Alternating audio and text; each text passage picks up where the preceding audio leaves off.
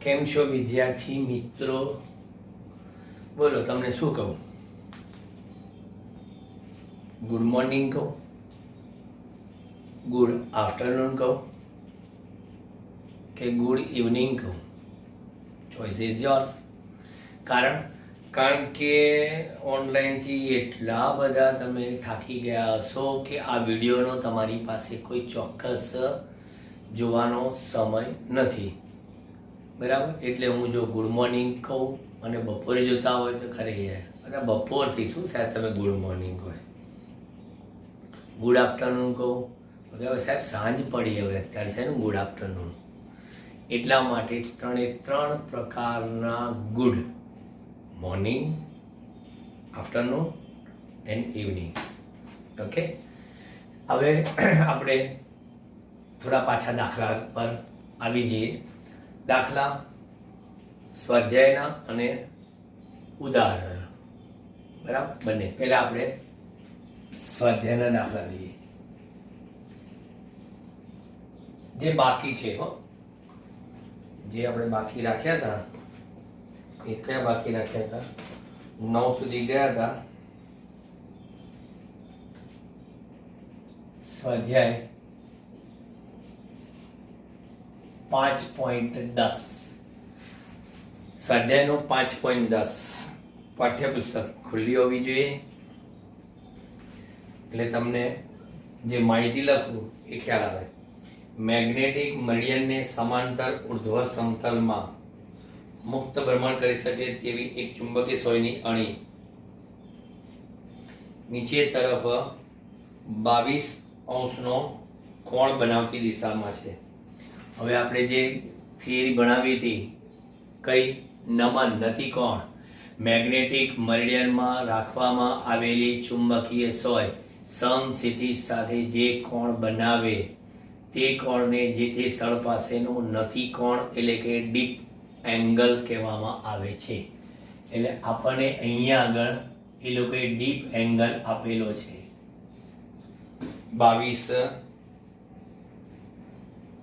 22°નો, બરાબર.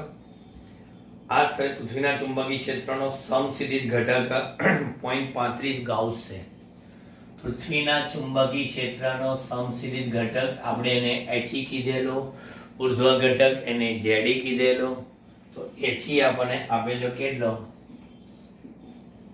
0.35 ગાઉસ છે. તો આ સ્થળે પૃથ્વીના ચુંબકીય ક્ષેત્રનું માન શોધો. પૃથ્વીના ચુંબકીય ક્ષેત્ર BE નું માન શોધો. બસ આટલું જ આપેલું છે. 0.35 ગાઉસ, 0.35 ગુણ્યા 10⁻⁴ ટેસ્લા. કારણ કે એક ટેસ્લા એટલે 10⁴ ગાઉસ, પણ ગાઉસના ટેસ્લા 10⁻⁴. આપણી પાસે સમસ્થિતિજ ઘટક માટે ખબર છે કે મેગ્નેટિક આ મરિડિયન, એની આ તમે કહેતા હતા સમક્ષિતિજ અક્ષ.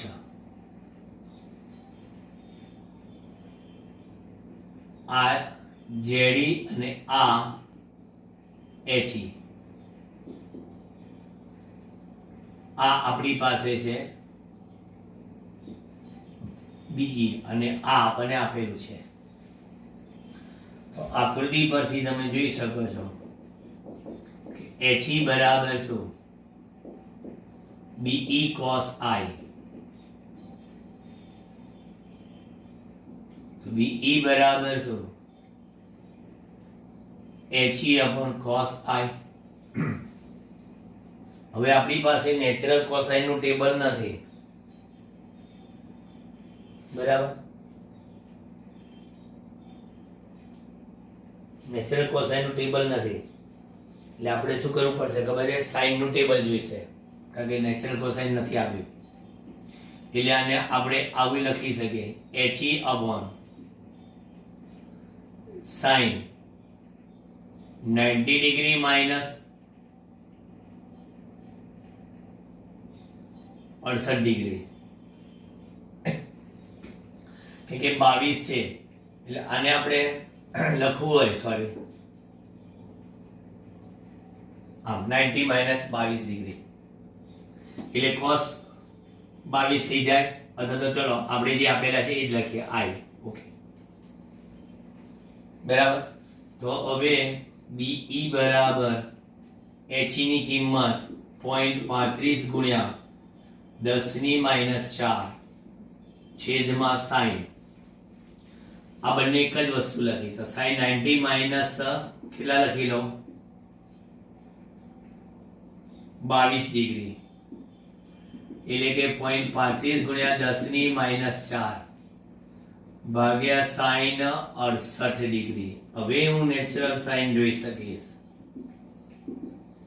0.35 ગુણ્યા 10 ની માઈનસ 4 sin 68 આપણે અહીંયા કેટલા બજે નેચરલ સાઇન આપણે 0.9272 અને કેલ્ક્યુલેટર થી આ જવાબ કેટલો આવે છે એ આપણે જોઈએ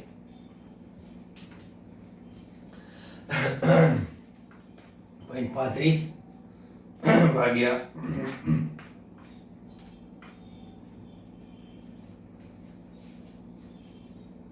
0.377 4 ગુણ્યા 10 ની માઈનસ 4 ઘાત એટલે ચોપડી જવાબ કેટલો માંગે છે આપણી પાસે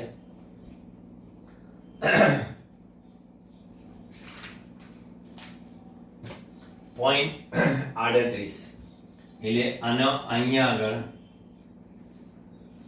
0.38 ગુણ્યા 10 ની માઈનસ 4 ઘાત ટેસ્લા એટલે ટેક્સ્ચ્યુઅલ જવાબ આપણે જોઈએ તો 0.38 ગાઉસ લખી શકાય ચલો કેટલો સહેલો પણ આ આપણે થિયરી ભણી ગયા એના અનુસંધાનનો દાખલો હતો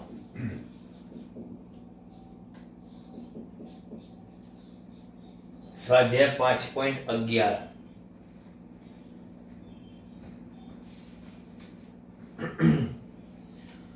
આફ્રિકામાં કોઈ સ્થળે ચુંબકીય કંપાસ ભૌગોલિક ઉત્તરથી 12 ડિગ્રી પશ્ચિમ તરફ દિશા દર્શાવે છે નમન વર્તુળની દીપ દર્શાવતી ચુંબકીય સોયના ઉત્તર ધ્રુવની અણીને મેગ્નેટિક મરીડિયનના સમતલમાં રાખતા સમસ્થિતિ સાથે ઉત્તર તરફ એ 60 અંશનો કોણ દર્શાવે છે પૃથ્વીના ચુંબકીય ક્ષેત્રનો સમસ્થિત ઘટક આ સ્થળે 0.16 ગાઉસ છે હવે જો આપણે અહીંયા માહિતીમાં ચોપડીમાં કઈ કઈ વસ્તુ આપેલી છે જરા જોઈ લઈએ ડેક્લિનેશન આપેલો છે 12 ડિગ્રીનો જેની જરૂર નથી આપણે અને ઉત્તર તરફ 60 અંશનો કોણ એટલે કે સમસ્થિતિ સાથે 60 ડિગ્રી છે અને સમસ્થિતિ ઘટક h ની કિંમત કેટલી આપેલી છે 0.16 ગાઉસ છે એટલે કે 0.16 ગુણ્યા 10 ની માઈનસ 4 ઘાત ટેસ્લા લખી શકાય તો આ સ્થળે પૃથ્વીના ચુંબકીય ક્ષેત્રની દિશા અને મૂલ્ય દર્શાવો બોલો દિશા શોધો અને મૂલ્ય દર્શાવો તો અહીંયા આગળ h ખબર છે તો be બરાબર હમણાં જ જોઈ ગયા આપણે be બરાબર h ભાગ્યા cos i 0.16 ગુણ્યા 10 ની માઈનસ 4 ભાગ્યા cos 60 હવે cos 60 એટલે 1/2 થાય 1/2 એટલે તમારે 0.16 જે છે એની ગુણ્યા કેટલા થાય બરાબર 0.32 ગુણ્યા 10⁻⁴ ટેસ્લા, એટલે પૃથ્વીના ચુંબકીય ક્ષેત્રનું મૂલ્ય 0.32 ગાઉસ આવ્યું. બરાબર, જોઈ લો જવાબ.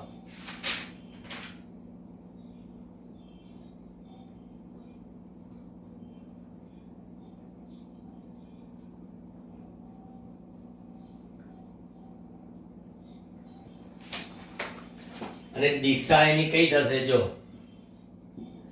દિશા એ લોકો આપેલી છે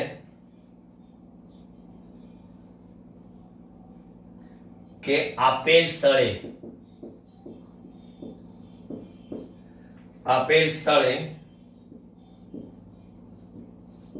પૃથ્વીનું ચુંબકીય ક્ષેત્ર, આપેલ સ્થળે પૃથ્વીનું ચુંબકીય ક્ષેત્ર તમારા ભૌગોલિક ઉત્તર દક્ષિણ દિશા સાથે, જે આપણે આ રકમ આપી હતું ને એમ પશ્ચિમ તરફ 12 ડિગ્રીનો ખૂણો બનાવતા, 12 ડિગ્રીનો ખૂણો બનાવતા શિરોલંબ સમતલમાં હશે. મૂલ્ય તો લઈ આવ્યા તમે 0.32 ગાઉસ, સમતલમાં હશે. અને તે એટલે કે કોણ? આ BE અને તે BE સમક્ષિતિજ દિશા, એટલે કે કઈ? એની મેગ્નેટિક સાઉથ અને મેગ્નેટિક નોર્થ, NM અને SM, મેગ્નેટિક સાઉથ અને NM અને SM સાથે ઉપરની તરફ 60 ડિગ્રીનો કોણ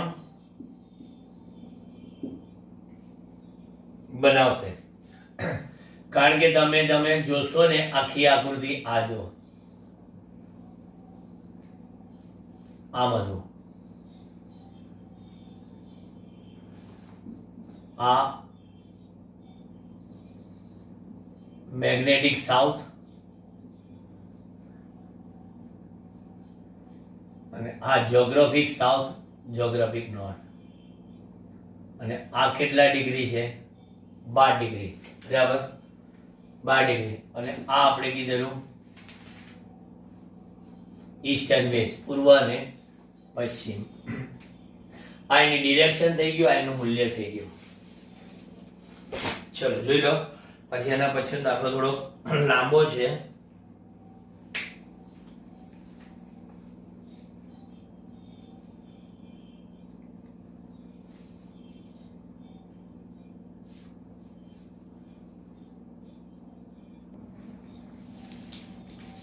ચાલો નવો દાખલો.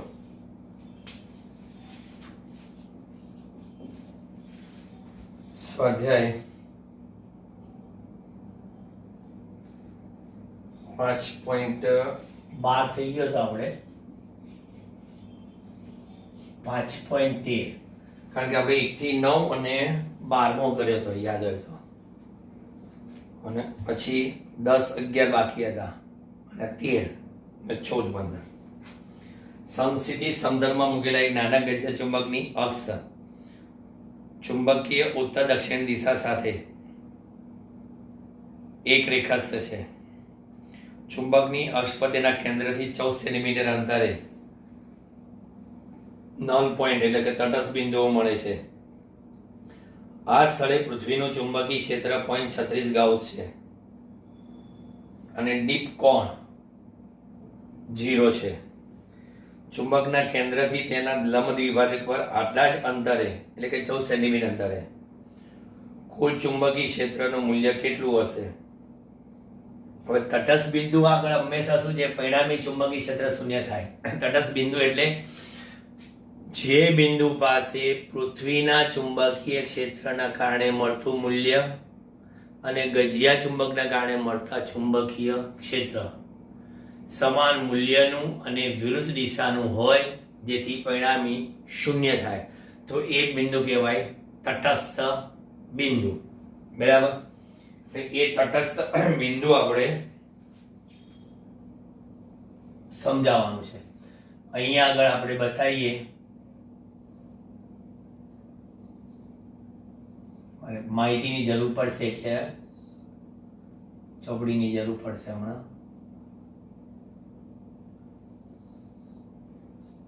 આ છે પૃથ્વીનું ચુંબકીય ક્ષેત્ર. બતાવજો. આ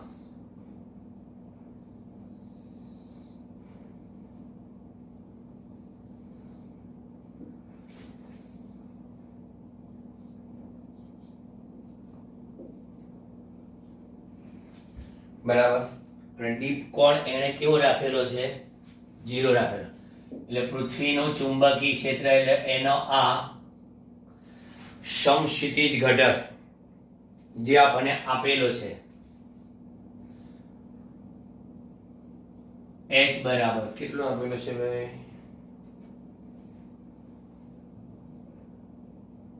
0.36 ગાઉસ.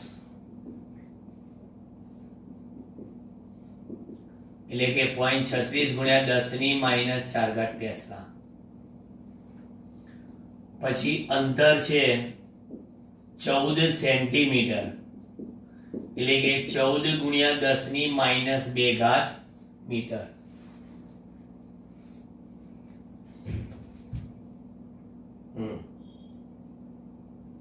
ડીપ એંગલ નથી કોણ આપણે કેટલો આપેલો છે? 0.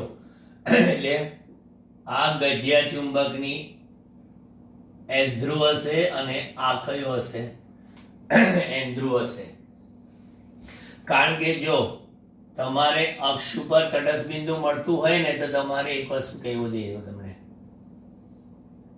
એકદમ મગજમાં ક્લિયર થઈ જશે કે તટસ્થ બિંદુ મળશે જ. આ એનું કેન્દ્ર. બરાબર? અક્ષથી ધારો કે આ અંતર છે, એ આર છે. ચલો, તમને ખબર છે કે આ ગજિયા ચુંબકની ડાયપોલ મોમેન્ટ ક્યાં આવી? આ દિશામાં. ગજિયા ચુંબકની ડાયપોલ મોમેન્ટ. તો અહીંયા આગળ પણ ચુંબકીય ક્ષેત્ર ક્યાં આવશે? આ બાજુ. તો આ ગજિયા ચુંબકના કારણે મળતું ચુંબકીય ક્ષેત્ર કહેવાય ને. બરાબર?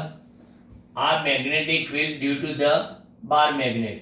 અને પૃથ્વીનું ચુંબકીય ક્ષેત્ર છે એ આ બાજુ છે. હવે એ H છે. તો પછી તમારી પાસે આ જે મળ્યું કહેવાય એ તટસ્થ બિંદુ છે. અને જો તમે એને તટસ્થ બિંદુ કહો એટલે તમે ચોખ્ખું કહી શકો કે H અને B ના મૂલ્યો કેવા? સરખા. અને દિશા પરસ્પરની વિરુદ્ધ. હવે એટલા જ r અંતરે આવેલું અહીંયાનું હજી એક દોરી દઈએ.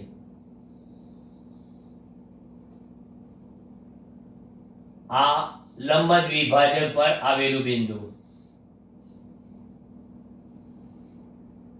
અહીંનું. હવે આ ગજિયા ચુંબકના લંબ દ્વિભાજક પર આવેલું આ બિંદુ ત્યાં જોવા જશો તો SN ની ક્યાં આવશે? વિરુદ્ધ. એટલે એનું ચુંબકીય ક્ષેત્ર આ બાજુ આવશે. એટલે આ કહેવાય B due to the axis. આપણે અહીં લખીએ. લો, B એક્સિસ ના કારણે અને આ B ઇક્વેટર ના કારણે. તો ઇક્વેટર નું અને પૃથ્વીનું ચુંબકીય ક્ષેત્ર કઈ દિશામાં? એક જ. એટલે આ બિંદુને આપણે ધારો કે નામ આપવું હોય તો આને Q કહો અને આ બિંદુને P કહો. Q બિંદુ આગળ બંનેના ચુંબકીય ક્ષેત્રનો સરવાળો થશે. કોના? પૃથ્વીના અને ગજિયા ચુંબકના લીધે મળતાના. પણ P બિંદુ આગળ બંનેની બાદબાકી થતા પરિણામી કેવું થશે? 0. ચલો, મેં તમને આકૃતિ આખી કમ્પ્લીટ સમજાવી દીધી. હવે જોઈએ ઘડી 13મો કેમ જોવો પડે છે? ભૂતકાળમાં શું છે, આપણે આ રીતે ચોપડી લઈને બેઠા હોય ને, આમ નજર નાખે તો બધા ચુંબકીય ક્ષેત્રના દાખલા કોકનું ચુંબકીય ક્ષેત્ર લેવાય ને કોકનું અંતર લેવાય, પછી જવાબ ના આવે, કન્ફ્યુઝ થઈ ગયા આપણે. એટલે જોવું પડે કે 13મો એટલે અહીં 13મો જવાબ.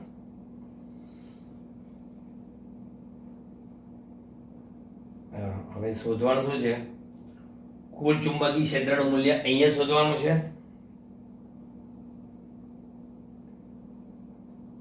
અને અહીંયા આગળ પૃથ્વીનું ચુંબકીય ક્ષેત્ર આપી દીધેલું છે. બરાબર.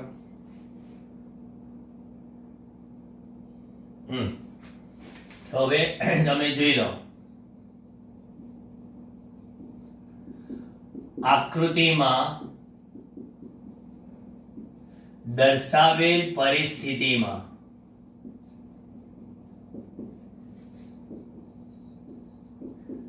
ગજિયા ચુંબકની આકૃતિમાં દર્શાવેલ પરિસ્થિતિમાં ગજિયા ચુંબકની અક્ષ પરના પી બિંદુએ જો તટસ્થ બિંદુ મળતું હોય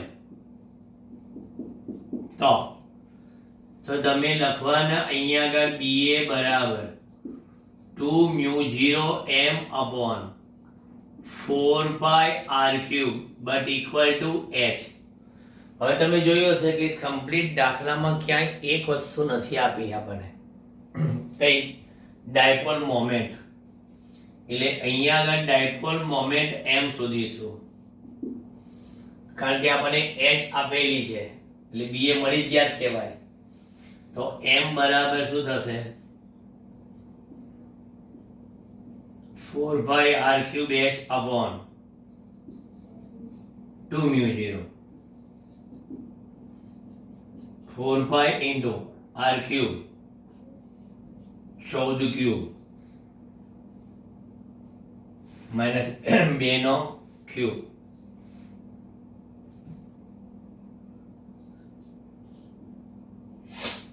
.36.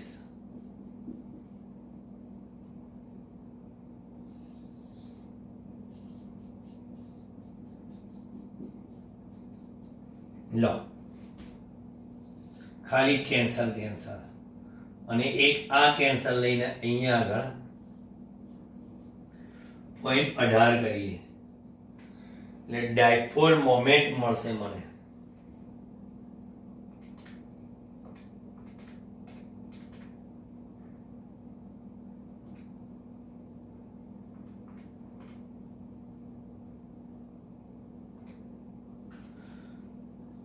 $493.9 ગુણ્યા -7 ઉપર જાય +7 બરાબર. હવે 7 માંથી 6 જાય એટલે 10 ની 1 ઘાત નહીં -3 એટલે કે -3 1 2.49 બરાબર. એટલે એપ્રોક્સી કેટલા લઈ લઉં? 0.5 ampere into metre square dipole moment લઈ લો સાહેબ. બરાબર. ડાયપોલ મોમેન્ટ એને માગ્યું નથી બરાબર, પણ આપણે એને શોધી આપ્યું ડાયપોલ મોમેન્ટ. ઓકે. હવે ત્યાર પછી આગળ વધીએ. આ ડાયપોલ મોમેન્ટનો ઉપયોગ કરીને હવે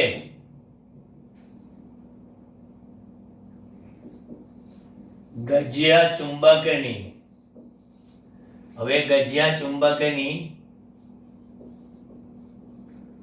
વિષુવરેખા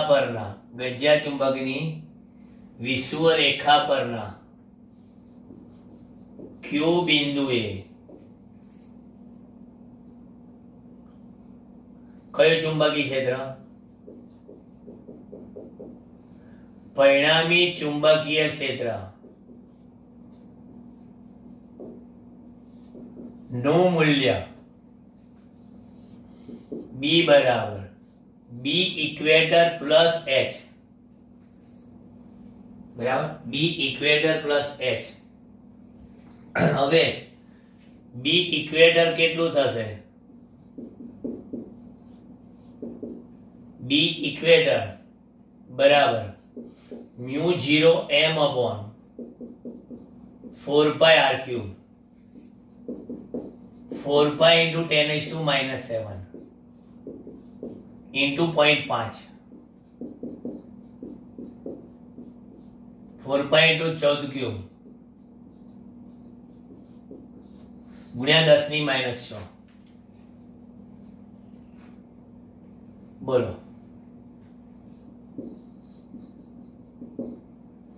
આ તો કેન્સલ થઈ ગયા 14 ગુણ્યા 14 ગુણ્યા 14 કેટલા થાય છે? 2744 થાય છે.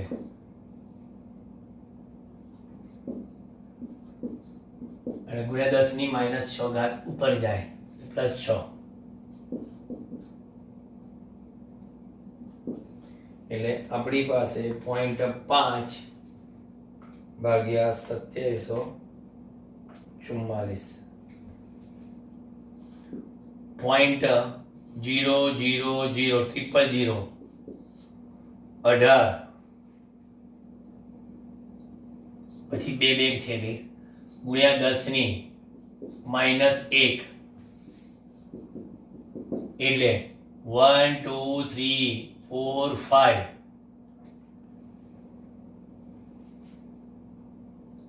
અથવા તો 1 2 3 લઈએ એટલે 0.18 ગુણ્યા 10⁻4 ઘાત ટેસ્લા એટલે કે 0.18 ગાઉસ આ આવી ગયું બરાબર. એટલે કે બી બરાબર બીઈ કેટલા છે? 0.18 એચ કેટલા છે? 0.36 એટલે 0.18 ને 0.36 0.54 ગાઉસ બરાબર. કોઈ કે સર તમે મજૂરી કરી એવું નથી લાગતું? તમે સાચી વાત છે, મજૂરી કરવાની મને આદત છે બરાબર બરાબર. અહીંયા આગળ આપણે ટૂંકી રીત કહીએ કે ઓલવેઝ આપણી પાસે જે અક્ષ ઉપર મળતું ચુંબકીય ક્ષેત્ર છે ને બીએ બરાબર એ બીઈ કરતા કેવું હોય છે? બમણું હોય છે. આ 2 μ0m છે અને ખાલી આ μ0m છે એટલે અહીંયા આગળ બીઈ બરાબર ba/2 થાય છે એટલે કે h/2 મળે. માટે બી જે પરિણામી શોધવાનું હતું ને તમારે એ પરિણામી કેટલું હતું ખબર છે? h + h/2 હતું એટલે 3h/2 થાય. h + h/2 એટલે 3h/2 એટલે બી તમારે જે પરિણામી જોઈતું હતું ને એટલે કે 3 ગુણ્યા કાઉસમાં જ રાખીએ તો 0.36/2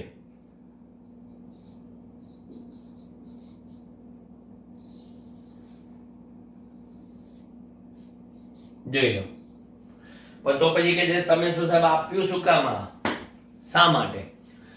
માની લો કે એ લોકોએ કીધું હોય કે આ અહીંથી અહીંયા આગળ આ અંતરે છે ચુંબકીય ક્ષેત્ર આ, પણ એ 14 સેન્ટીમીટર અંતરેની જગ્યા પર અન્ય કોઈ સેન્ટીમીટરે પૂછ્યું હોત તો શું કરત તમે? બોલો.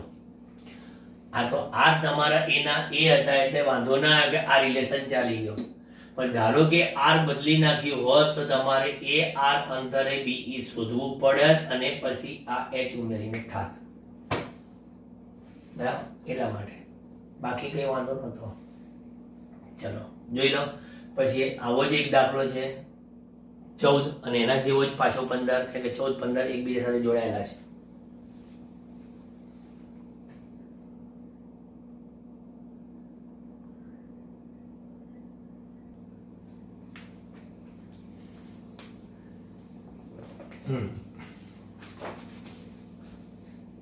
સ્વાધ્યાય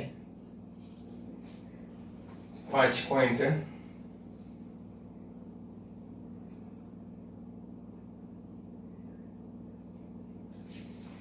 જોયો ને?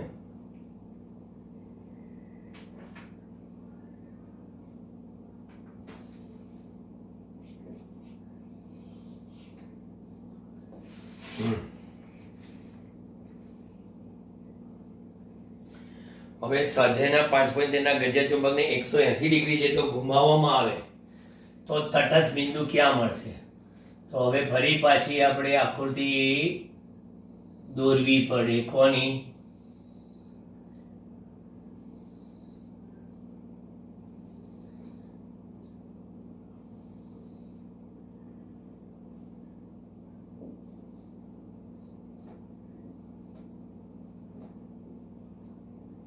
બરાબર, આ એચ છે. ગજિયા ચુંબકને 180 ડિગ્રી ઘુમાવી દીધો એટલે આ એસ એન આમ હતું ને, હવે એસ એન આમ થઈ જશે. 180 ડિગ્રી ઘુમાવી દેશો ને, બરાબર, તો નવા તટસ્થ બિંદુઓ કેટલા અંતરે મળશે? જો હવે અંતર નો ઉપયોગ આવશે. નવા તટસ્થ બિંદુ કયા અંતરે મળશે? પહેલા આ પોઝિશન હતી, પહેલા એસ અને એન, ત્યારે તટસ્થ બિંદુ અક્ષ પર મળતું હતું. હવે આ વિષુવ રેખા પર મળશે તટસ્થ બિંદુ અને આર અંતરે. કેમ? કે એસ થી એન તરફ ડાયપોલ મોમેન્ટ એની વિરુદ્ધ દિશામાં, એટલે કે આ બી ઇક્વેટર આ બાજુ હોય અને આ આપણને ખબર છે કે એચ એટલે કે સમક્ષિતિજ. તો હવે નવું તટસ્થ બિંદુ અહીંયા મળ્યું.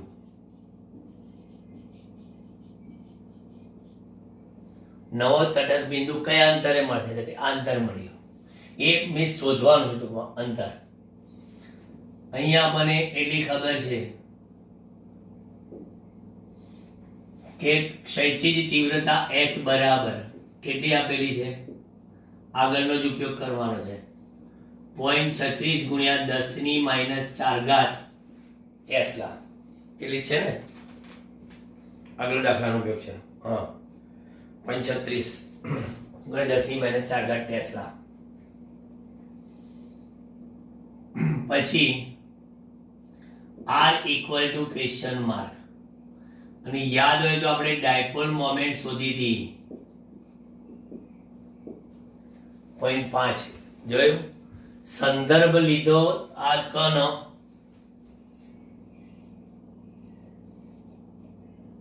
સ્વાધ્યાય 5.13 પરથી, બરાબર. 180 ડિગ્રી ગજિયાને ફેરવી નાખ્યો. m બરાબર 0.5 એમ્પિયર ઇન્ટુ મીટર સ્ક્વેર આપણે શોધેલી. હવે અહીંયા આગળ ગજિયા ચુંબકને 180 ડિગ્રીના કોણે ફેરવતા નવું તટસ્થ બિંદુ ચુંબકની વિષુવ રેખા પરના, ધારો કે આર અંતર, એટલે કે ગજિયા ચુંબકના લંબ દ્વિભાજક પરના આર અંતરે મળે છે. આર અંતરે મળે છે, બરાબર. એટલે therefore BE બરાબર μ0m upon 4πr³ બરાબર h, એટલે કે તટસ્થ બિંદુ મળે છે. એટલે તો r³ બરાબર આમ લઈ લઈએ μ0m upon 4πh. r બરાબર 4π into 10⁻⁷. આ તો 0.5 છે. આ 4 into 0.36 ગુણ્યા 10 ની -4 4 કેન્સલ ભૂલતા નહીં પાછા 1/3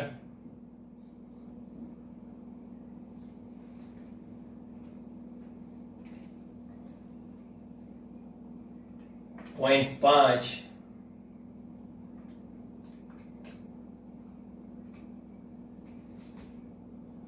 1.3888 ગુણ્યા 10 ની -7 ને ઉપર જાય તો +4 7 માંથી 4 જાય તો 3 હવે આમાં એકચ્યુઅલી 1.38888 એનું ઘનમૂળ કાઢવાનું છે -3 નું ઘનમૂળ નીકળી જશે તો 1.39 લખીએ આપણે 1.39 એનું 1/3 ગુણ્યા 10 ની -1 1.39 નું ઘનમૂળ 1.39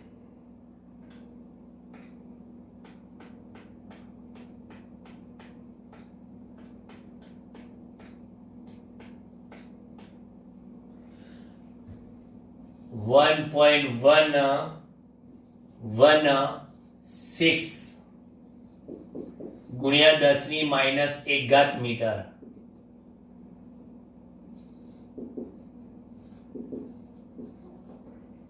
0.11 મીટર લખી શકાય જો આટલો જવાબ આપશો છે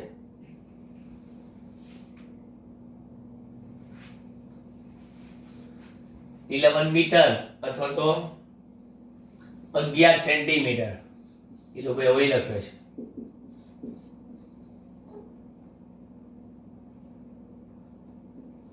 બંને જવાબ સાથે ક્લિયર ચલો પછીનો બહુ મસ્ત દાખલો છે આ બંને 13મો 14મો એકબીજા સાથે સંકળાયેલા હતા આપણે ભૂલ કરી હતી આપણે 14 15 બોલ્યા હતા પણ 13મો 14મો આપણે તટસ્થ બિંદુ પહેલા અહીંયા મળ્યું હતું પછી ઉલટાઈ દીધું તો અહીંયા મળ્યું પણ જોયું કરેલું ફોગટ જતું નથી આપણે ડાયપોલ મોમેન્ટ શોધેલી તો અહીંયા કામ લાગી ગઈ બરાબર ચાલો સ્વાધ્યાયનો છેલ્લો દાખલો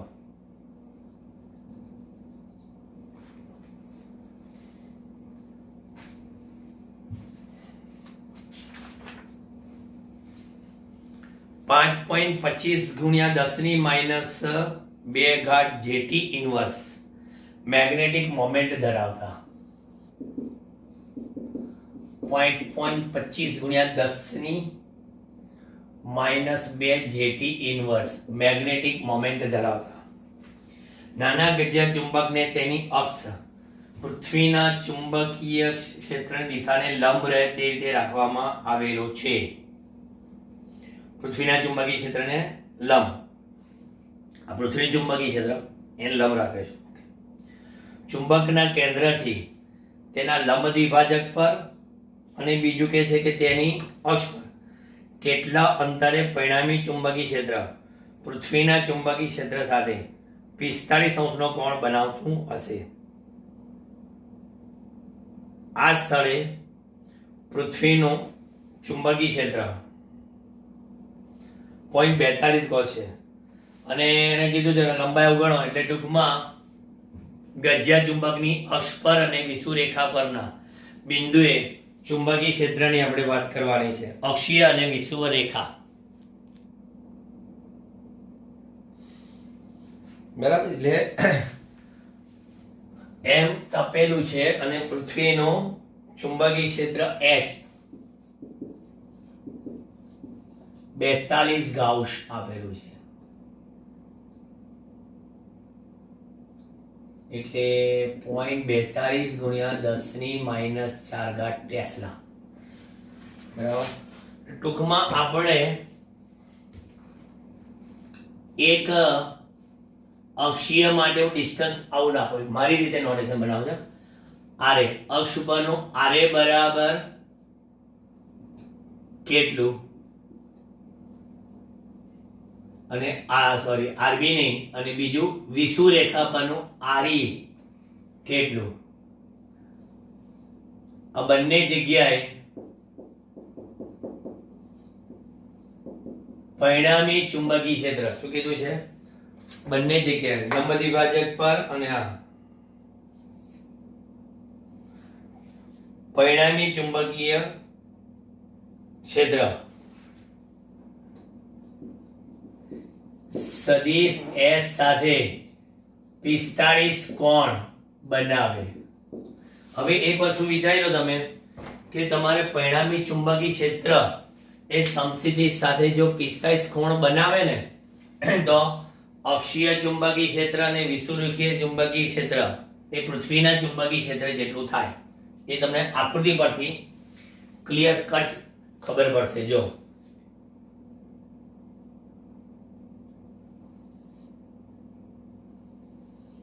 આ છે આપણે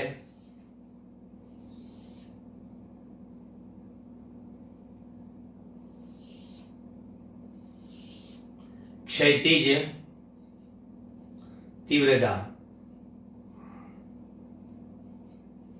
H, બરાબર.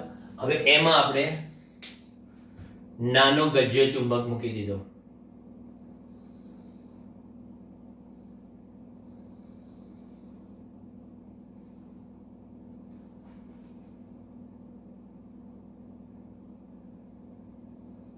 આ S અને આ N એ મારી મરજી.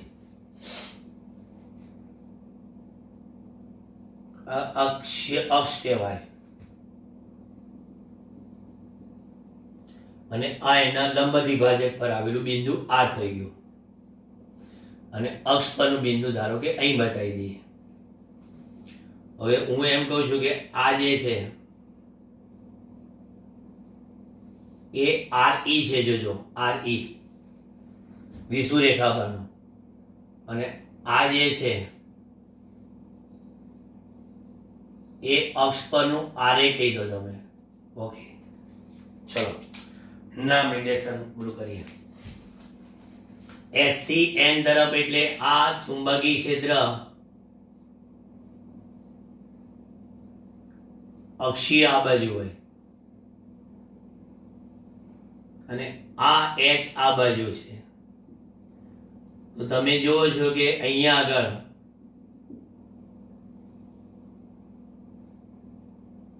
પરિણામી ચુંબકીય ક્ષેત્ર અહીંયા મળે છે, બરાબર. આની સાથે 45 અંશના કોણે, બરાબર. પરિણામી ચુંબકીય ક્ષેત્ર 45 અંશના કોણે, એટલે અક્ષના લીધે મળતું આ પરિણામી છે. એટલે એ આપણે હું B1 કહું, પહેલો મુદ્દો. અને આના માટે વિષુવરેખામાં S થી N ડાયપોલ મોમેન્ટ, પણ એની વિરુદ્ધ દિશામાં, એટલે કે આનું આ બાજુ આવે, આ B ઇક્વેટર S થી N પણ એની વિરુદ્ધ, અને આ કોણ એ તો ક્ષૈતિજ છે જ. તો પછી એના માટે આ B2 આ દિશામાં મળ્યું, એ પણ આની સાથે કેટલો ખૂણો બનાવે છે? 45, બરાબર. એટલે આપણે એવું કહેવાના કે અત્રે બંને કિસ્સામાં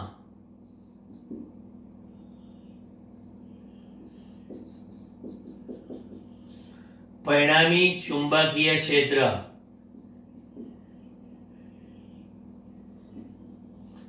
પૃથ્વીના ચુંબકીય ક્ષેત્ર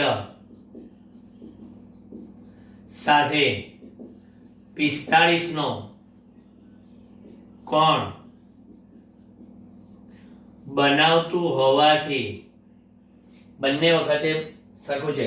એટલે તમે જો કે tan 45 કે ને tan 45 એટલે સામેની બાજુ જેમાં પાછળની બાજુ, પણ tan 45 એટલે 1, બરાબર. હોવાથી આપણી પાસે માટે BA બરાબર H અને BE બરાબર H લઈ શકાય. બસ પ્રોબ્લેમ સોલ્વ. H આપેલું છે એટલે આપણે BE મળી ગયા ને BA મળી ગયા. બરાબર. તો નંબર 1 પહેલા અક્ષીય ચુંબકીય ક્ષેત્ર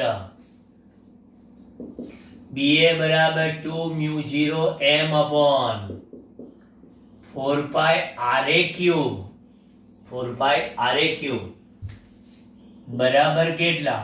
H જ લેવાના છે એટલે તમારી પાસે અહીંયા આગળ RA બરાબર 2 mu 0 m upon 4 pi H 1/3. ફરી પાછું ઘનમૂળ કાઢવું પડશે યાર. મજૂરી કરાવવાની તો કઈ હદ હોય કે નહીં? કઈ વાંધો નહીં. 2 into 4 pi into 10⁻⁻7 5.25 ગુણ્યા 10⁻². 4 pi 0.42 ગુણ્યા 10⁻⁴.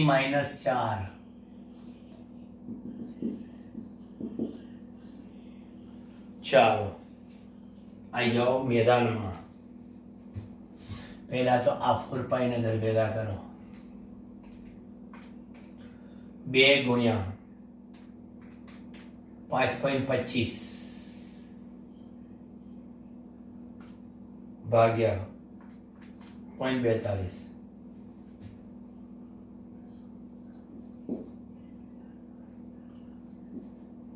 પચીસ ગુણ્યા 10 માઇનસ કેટલી થાય છે? -4 ઉપર જાય +4 4 માંથી 2 જાય તો 2 10⁻5 ઘાત. 5 ઘાત તો નહીં નીકળે ઘનમૂળ.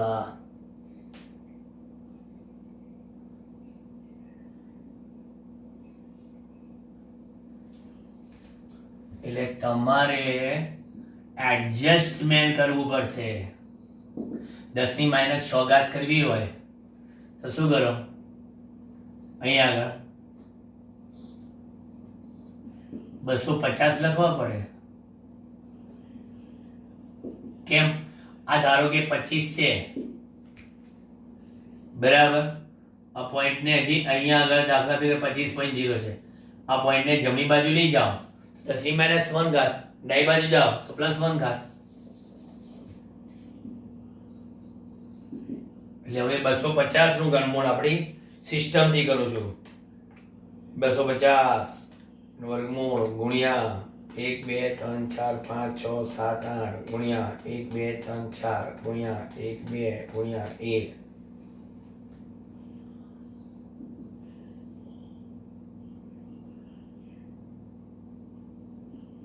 ગુણ્યા 10⁻3 મીટર.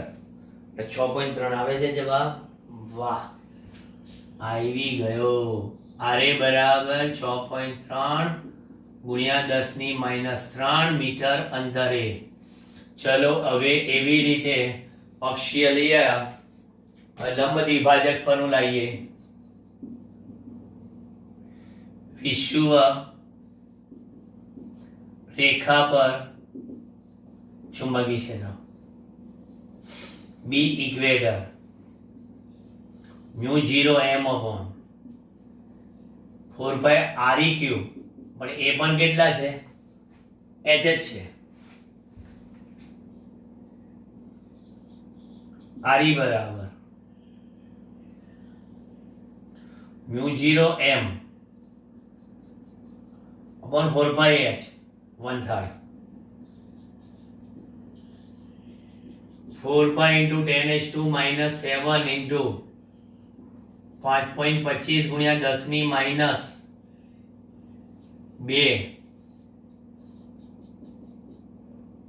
H.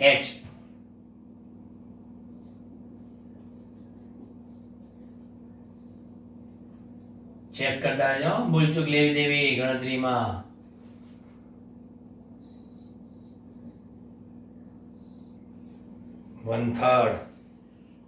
હવે આમાં ખાલી 2 વડે ગુણ્યા નથી એટલું છે.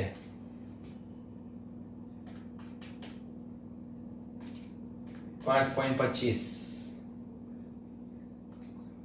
ભાગ્યા 0.42 12.5 ગુણ્યા 10 ની સેમ 4 માંથી 2 જાય તો 2 એટલે -5. પણ તો આપણે લખવાના 125 10 ની -3. વાહ, ચલો આમાં નહીં જરૂર પડે કેલ્ક્યુલેટર, કારણ કે લંબ દ્વિભાજક પર 125 નું ઘનમૂળ 5 એટલે આ એક જવાબ, આ બીજો જવાબ. ચલો છે આ દાખલાઓનો ઉપયોગ MCQ માં પણ થઈ શકે. હું તમને કહી દઉં, એક્ઝામ્પલ નો ઉપયોગ MCQ માં પણ થઈ શકે છે. ને બરાબર ધ્યાન આપો, દરેક દાખલાને તમારી જાતે વ્યવસ્થિત રીતે ગણજો, વ્યવસ્થિત આકૃતિ દોરીને. બરાબર. હવે આપણે નેક્સ્ટ લેક્ચરમાં જઈશું ઉદાહરણના દાખલા, જે આપણે ઓલરેડી થિયરી ભણી ગયા છે એના પર. એટલે કમ્પ્લીટ નેક્સ્ટ લેક્ચરમાં આપણે ઉદાહરણ, સ્વાધ્યાય, દાખલા ડિપાર્ટમેન્ટ બધો પતી જશે. એડિશનલ પછી ક્યારેક આપણે જોઈ લઈશું, એડિશનલ એક્સરસાઇઝ વચ્ચે ટાઈમ મળશે ત્યારે. બરાબર. પછી એક લેક્ચર હજી થિયરીનું બાકી છે, એક લેક્ચર આખું થિયરીનું આપણે હજી લઈશું. Okay, bye bye.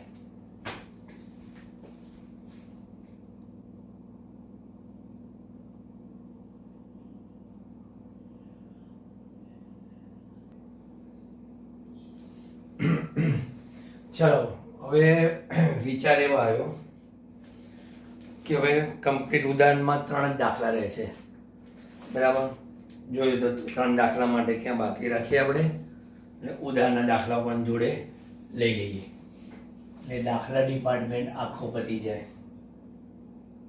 ઉદાહરણ 5.9 9, 10 ને 11 કંઈક 3 છે.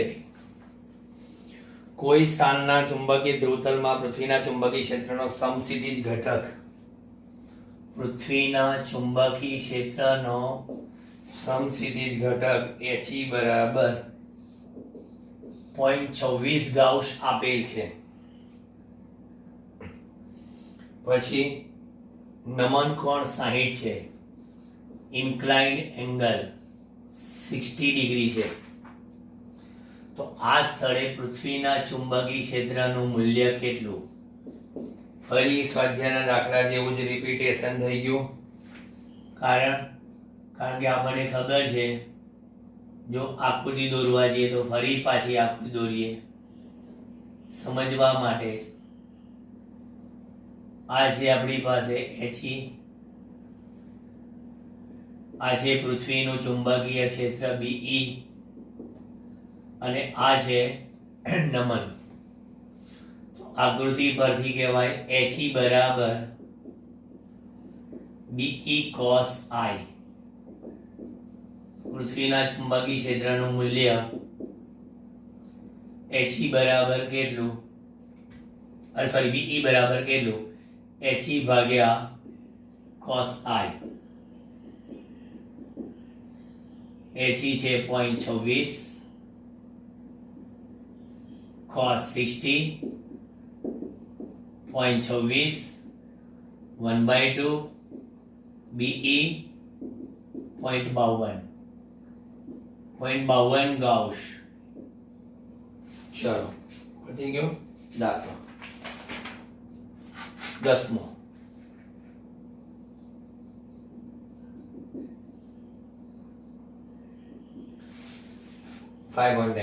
એક સોલેનોઇડના ગર્ભમાંના કોરના દ્રવ્યની સાપેક્ષ પરમિએબિલિટી 400 છે. સાપેક્ષ પરમિએબિલિટી 400, મ્યુઆર બરાબર 400. રિલેટિવ પરમિએબિલિટી, સોલેના આંટા ગર્ભથી અવાહક વડે જુદા પડે છે. આંટામાંથી 2 એમ્પિયર પ્રવાહ પસાર કરે છે. I બરાબર 2 એમ્પિયર પ્રવાહ પસાર કરેલ છે. તો તેમાં 1 મીટર દીઠ 1000 આંટા હોય એટલે n બરાબર 1000 મીટર ઇનવર્સ એટલે આંટા હોય. તો નંબર 1 આપણે શોધતા જઈએ, બરાબર, એક પછી એક. ચુંબકીય તીવ્રતા શોધો.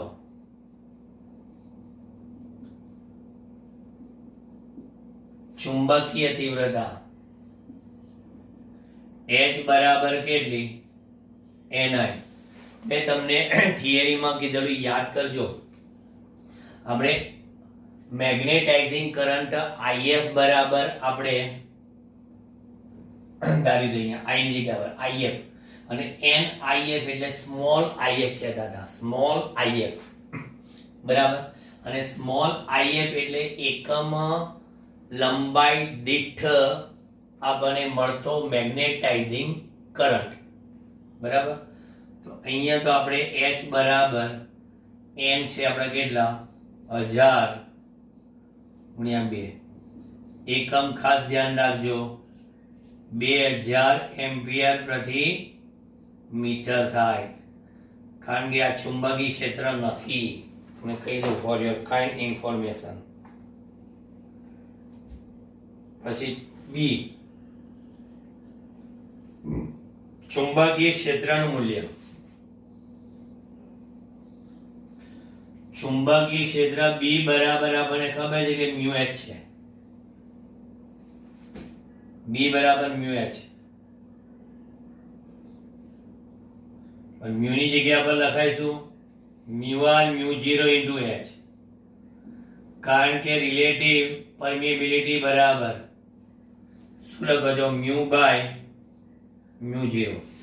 એટલે mu R mu 0 into H, એટલે ચુંબકીય ક્ષેત્ર મળશે આપણી પાસે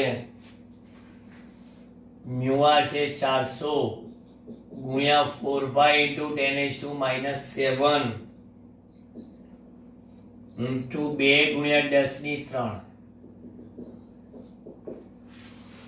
બરાબર. પાઈ ની કિંમત મૂકીને સાદુરૂપ આપશો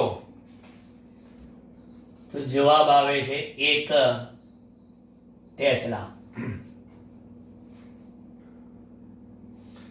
કારણ કે તમે જોજો 3.14 લેશો, 16 16 32 ને 32 ગુણ્યા પાછળ 3 કરશો એટલે 998 ની સમથિંગ આવે એટલે 1 ટેસ્લા. પછી સી, મેગ્નેટાઇઝેશન પૂછ્યું છે. મેગ્નેટાઇઝેશન, મેગ્નેટાઇઝેશનમાં શું કરશો બોલો?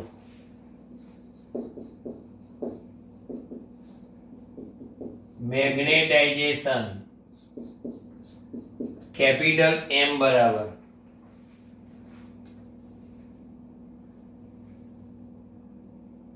સૂત્ર પ્રમાણે જોઈએ ને તો જોઈએ મેગ્નેટાઇઝેશન M ઇક્વલ ટુ ક્વેશ્ચનમાં ચોપડી ને આપણે થિયરી ભણાવીએ એ પ્રમાણે કે B બરાબર આપણી પાસે mu 0 into H plus M હતું, યાદ હોય તો આવું લાયા હતા. મેં તો આખી કમ્પ્લીટ તમને થિયરી મસ્ત કરાવી દીધા. એટલે કે B બાય મ્યુ 0 બરાબર કેટલા? H plus M. તો મેગ્નેટાઇઝેશન બરાબર B by mu 0 minus H લખાય. એટલે B ની કિંમત તમે 1 લીધી ભાગ્યા 4 પાઈ ઇન્ટુ 10⁻⁻7 કરી, માઇનસ H ની કિંમત 2 ગુણ્યા 10⁻³ કરી. જોઈએ કેલ્ક્યુલેટરનો ઉપયોગ કરીએ આપણે તો.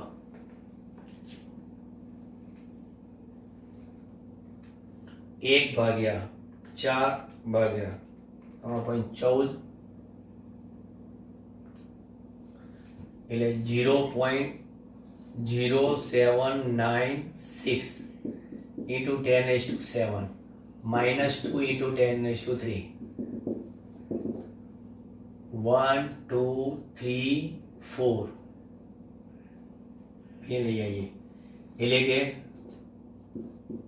796 ગુણ્યા 10⁻³ ઓછા 2 ગુણ્યા 10 ની 3 એટલે 796 માંથી 2 જાય 794 ગુણ્યા 10 ની 3 એમ્પિયર પ્રતિ મીટર આ મેગ્નેટાઇઝેશન આવશે. બરાબર. ચલો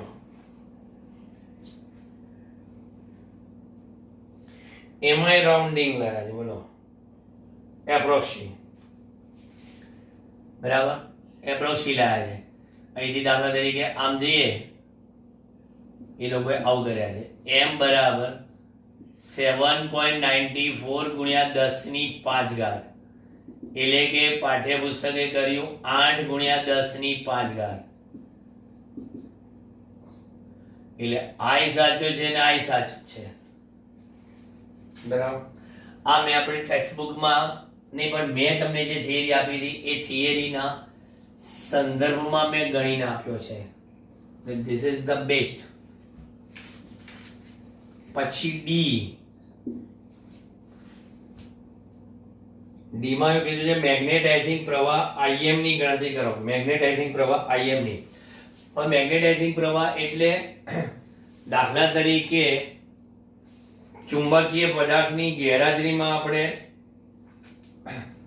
મેગ્નેટાઇઝિંગ એટલું જ કરવું હોય કે ચુંબકીય પદાર્થની હાજરીમાં આપણે લાવે તો બદ્ધ વિદ્યુત પ્રવાહ. બરાબર. એટલે હવે કહે છે કે મેગ્નેટાઇઝિંગ પ્રવાહ IM એ કોરની ગેરકોર એટલે જે ગર્ભભાગ છે. બરાબર. ચુંબકીય પદાર્થનો એની ગેરહાજરીમાં સોલિડના આંટાની અંદર પસાર કરતો વધારાનો વિદ્યુત પ્રવાહ છે કે જે કુલ વિદ્યુત પ્રવાહની હાજરીમાં એટલે ટૂંકમાં એટલું જ ચુંબકીય ક્ષેત્ર મેળવવું હોય તો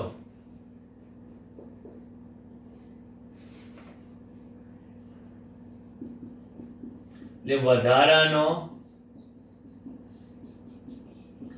મેગ્નેટાઇઝિંગ પ્રવાહ IM હોય તો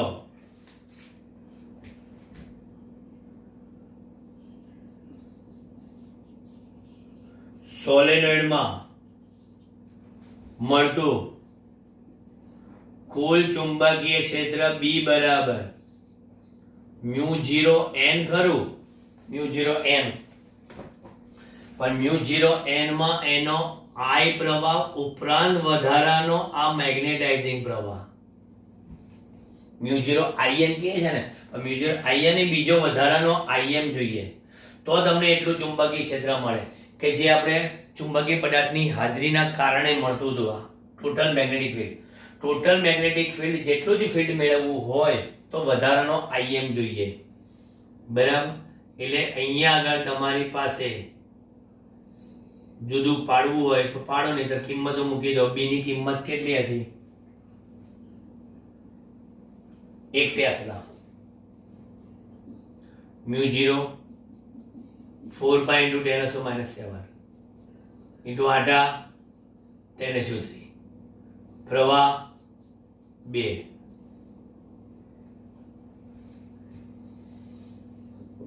એટલે 2 + IM બરાબર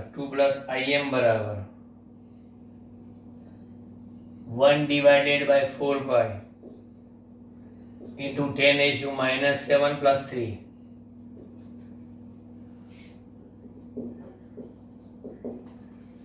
બોલો 1/4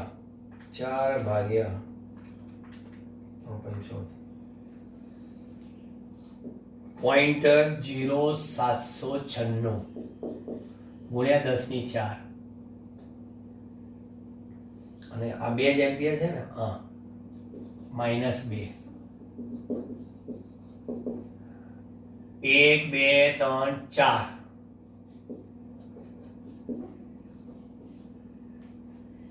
796 -2 બોલો. હવે આમાં તો એ લોકો આપણી જોડે ટીંગાયા આખે ગણતરીમાં તો IM બરાબર 794 એમ્પિયર પ્રવાહ જોઈએ. બોલો વધારાનો જરૂરી પ્રવાહ કેટલો જોઈએ? 794 એમ્પિયર. એટલે ચુંબકીય પદાર્થની હાજરીમાં જે આવતું હતું મેગ્નેટિક ફિલ્ડ ચુંબકીય પદાર્થની હાજરીમાં જે મેગ્નેટિક ફિલ્ડ આવતું હતું એટલું જ મેગ્નેટિક ફિલ્ડ જો તમારે સોલેનોઇડમાં લાવવું હોય તો વધારાના આ પ્રવાહની જરૂર પડે, જે આપણે શોધ્યો. પછી હવે આપણે જોઈએ છેલ્લો ઉદાહરણનો દાખલો, ઉદાહરણ 5.11.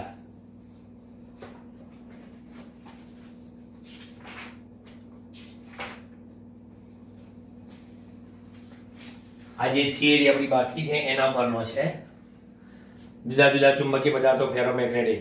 ફેરોમેગ્નેટિકમાં એક ડોમેન એટલે એક એવો વિસ્તાર કે જે વિસ્તારમાં ડાયપોલ મોમેન્ટ એક જ દિશામાં હોય. જુદા જુદા ડોમેન હોય, બરાબર.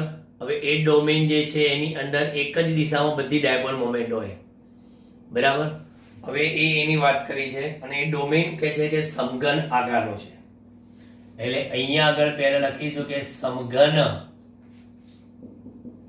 ડોમેન એટલે વિસ્તાર, ડોમેનનું કદ 1 માઇક્રોમીટર છે, એટલે કે 10⁻⁴ મીટર ક્યુબ. 10⁻⁴ મીટર ક્યુબ એટલે સેન્ટીમીટર ક્યુબ જોઈતા હોય તો અહીંયા આગળ 2 2 2, બરાબર. 10⁻⁶ મીટર ક્યુબ.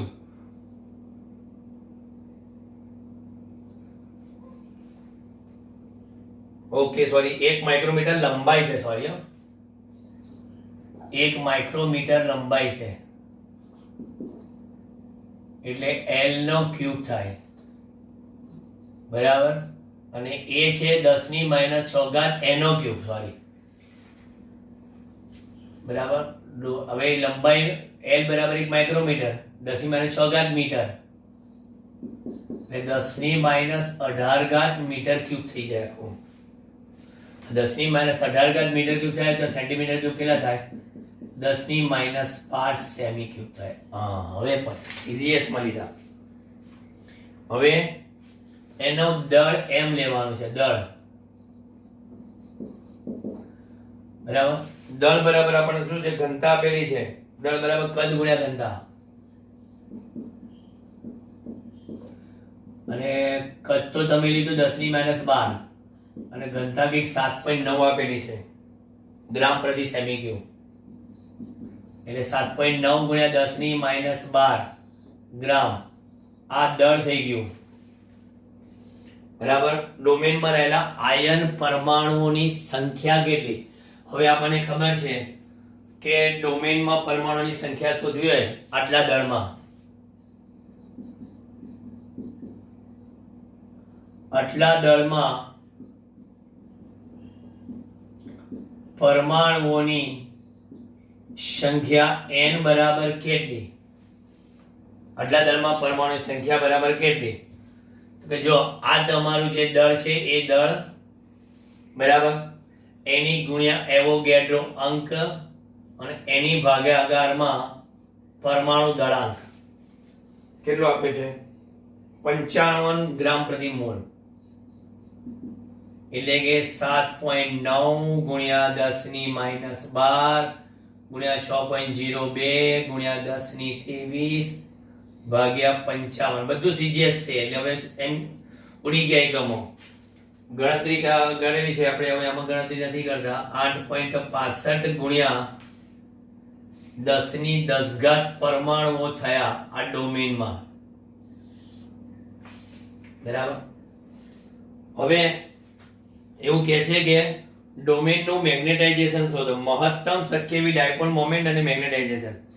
હવે મહત્તમ મેગ્નેટાઇઝેશન ક્યારે થાય? કે જ્યારે બધા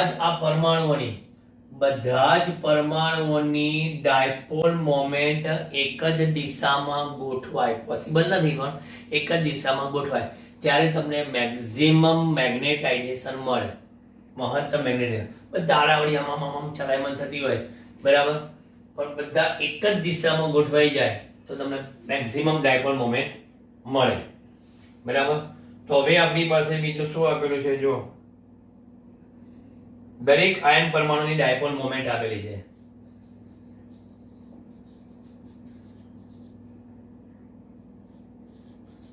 આયન પરમાણુની ડાયપોલ મોમેન્ટ, દરેકની ડાયપોલ મોમેન્ટ આપેલી છે 9.27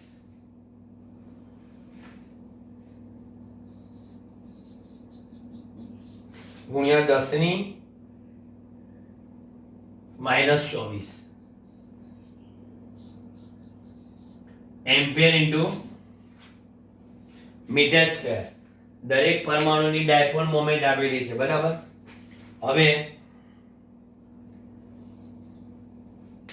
અહીંયા આગળ આપણે ચોપડીએ કીધું છે અને આપણે બોલ્યા થઈએ બધી જ પરમાણ્વીય ડાયપોલ મોમેન્ટ એટલે કે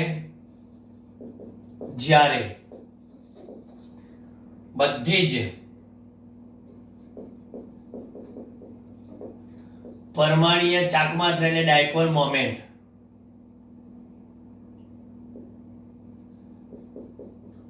પૂર્ણતઃ એટલે સંપૂર્ણપણે એક રેખસ્થ થાય, એમણે કીધું જે શક્ય નથી ત્યારે એવું કહેવાય છે કે મહત્તમ ડાયપોલ મોમેન્ટ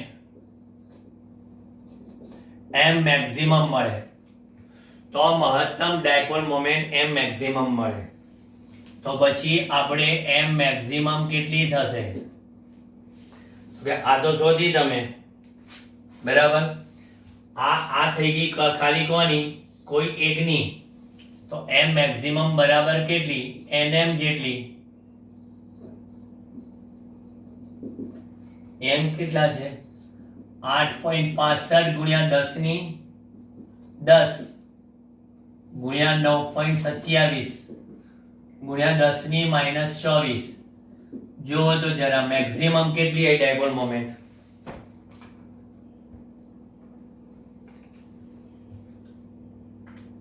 8.65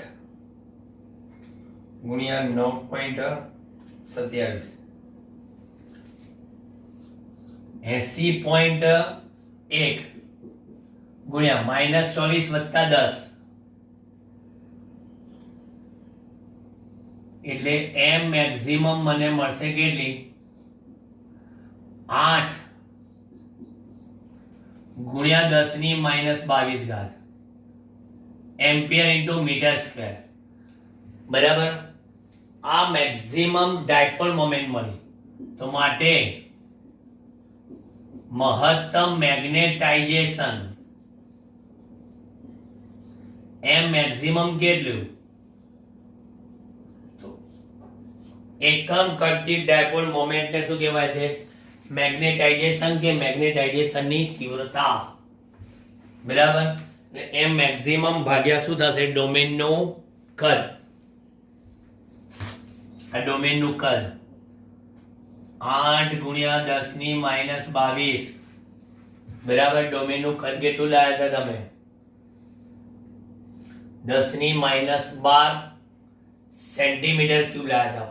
આપણે તો મીટર ક્યુબ લખવું પડશે ને, કારણ કે એમકેએસ માં છે. 10 ની -18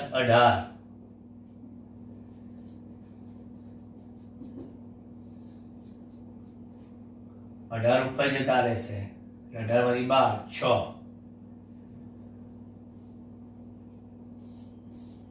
એમ્પિયર પ્રતિ મીટર. 8 ગુણ્યા 10 ની મારો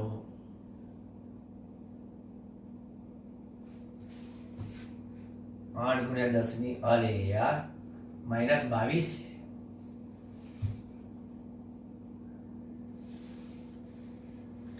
એક મિનિટ.